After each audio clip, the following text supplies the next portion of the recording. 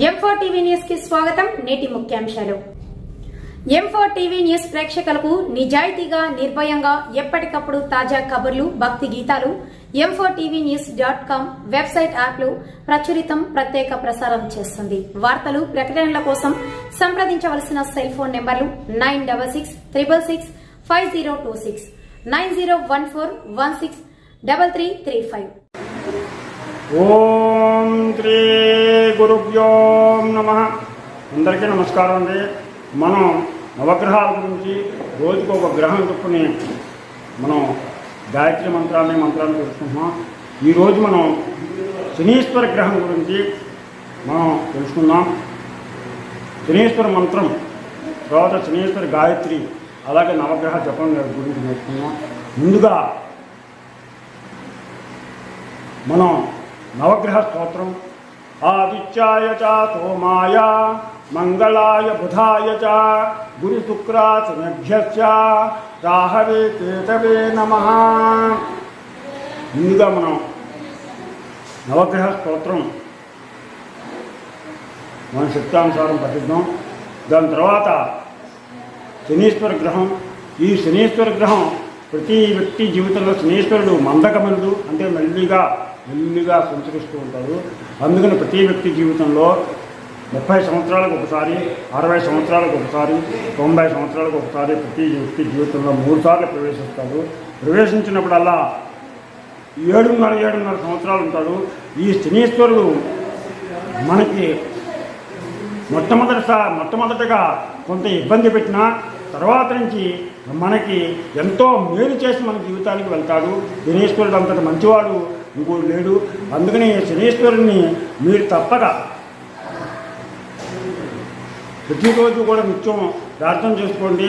ఏ శివాలయానికి వెళ్ళినా అక్కడ మీకు నవగ్రహాల ఆలయం కనపడుతుంది. ఆ ఆలయానికి ప్రతి శనివారం వెళ్ళి ఆ నవగ్రహాల చుట్టూరా ప్రదక్షిణం చేసి ఆ శనీశ్వరుడు మన శక్త్యానుసారం ఆయనకి నల్ల గుడ్డంటే బాగా ఇష్టం కాబట్టి నల్ల వస్త్రాన్ని, ఆ తర్వాత నువ్వుల్ని, ఆ తర్వాత నూనెని ఆయనకి సమర్పించి మీరు చక్కగా భక్తి శ్రద్ధలతో ఇంటికి వచ్చినట్లయితే, ఆ ఈశ్వరుడు దర్శనం చేసుకుని మీరు ఇంటికి వచ్చినట్లయితే కనుక ఆ శనీశ్వరుడు మీకు తప్పక శుభాలను కలగజేస్తాడని, మీరందరూ కూడా ఆ శనీశ్వరుని కృపకు పాత్రలవుతారని, ఆయన మనకి కొంచెం ముందు ఇబ్బందికరంగా ఉన్న తర్వాత వెళ్ళిపోయేప్పుడు జీవితంలో చాలా మంచి చేసి వెళ్తారు. చాలామంది రావాలని కోరుకుంటారు. వచ్చిన దగ్గర నుంచి చాలా మంచి చేసి మన జీవితంలో చాలా మార్పులు వస్తాయి, మంచి చేసి వెళ్తాడు. అందుకని మీరు తప్పనిసరిగా ఏనాడు శని ఉన్నటువంటి వాళ్ళు, అర్ధాష్టమ శని ఉన్నటువంటి వాళ్ళు, అష్టమ శని ఉన్నటువంటి వాళ్ళు, వీళ్ళందరూ కూడా తప్పనిసరిగా ప్రతినిత్యం కూడా దీనిని విన్నా సరే లేదా పట్టించుకున్నా ఇంటి దగ్గర చేసుకోండి. ఇంకా కనుక మీకు బాధ ఎక్కువగా ఉన్నట్లయితే కనుక పండితులందరినీ సంప్రదించి ఆ శనీశ్వరుని యొక్క జపం, అలాగే హోమం కూడా ఉంది, నవగ్రహ హోమం. ఈ నవగ్రహ హోమాన్ని చేయించుకోండి. అలాగే శనీశ్వరుడికి అభిషేకం చేయించుకోండి శనివారం నాడు.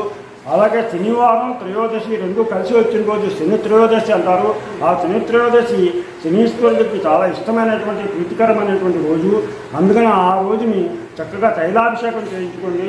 లేదా మీరు చేయించుకునే శక్తి లేకపోతే కనీసం నూనెని తీసుకెళ్ళి, నల్ల వస్త్రాన్ని తీసుకెళ్ళి ఆయనకి సమర్పించి ఆ నూనె ఆయనకి పోసి ఇంత బెల్లం ముక్క నైవేద్యంగా పెట్టి మీరు దండం పెట్టుకుని రండి. మీకు అన్ని శుభాలే కలుగుతాయి. ఇప్పుడు మనం శనిగ్రహ స్తోత్రం తెలుసుకుందాం.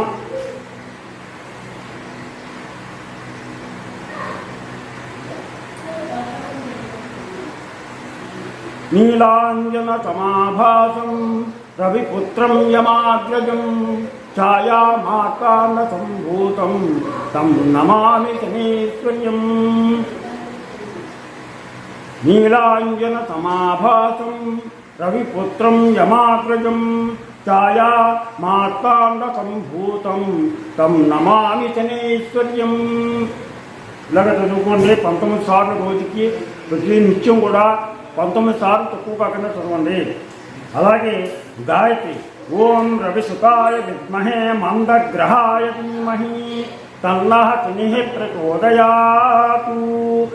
ఓం రవిసుతాయ విద్మహే మందగ్రహాయ ధీమహి తన్నః శనిః ప్రచోదయాతు. ఓం రవిసుతాయ విద్మహే మందగ్రహాయ ధీమహి తన్నః శని ప్రచోదయాతు. ఇలాగా 10 సార్లు చదవండి. అలాగే శని జపమంత్రం ఉంది. ఈ జపమంత్రం ఓం ఐం హ్రీం శ్రీం శనైశ్వర్యాయ నమః. ఓం ఐం హ్రీం శ్రీం శనైశ్వర్యాయ నమః. ఓం ఐం హ్రీం శ్రీం శనైశ్వర్యాయ నమః. ఇలాగా 19,000 సార్లు చదవాలి.